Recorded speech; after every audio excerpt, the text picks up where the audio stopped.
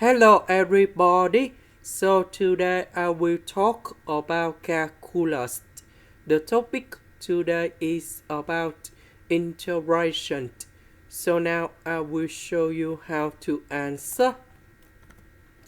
We need to use about integration by substitution. So I will put about u equals to sinpx. Later that, we need to do first derivative for the both sides. First derivative of sine, you got about cosine.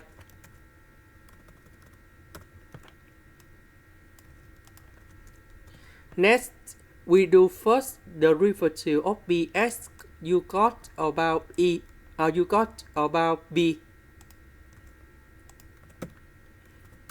Because we don't have b in here, so we need to divide both sides by b.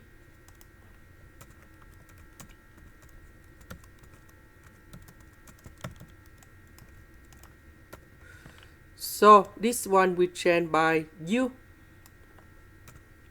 Cosine bx dx we change by du over b.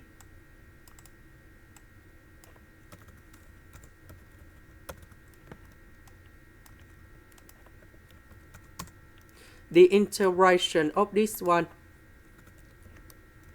we have e to the power of u and we put about c.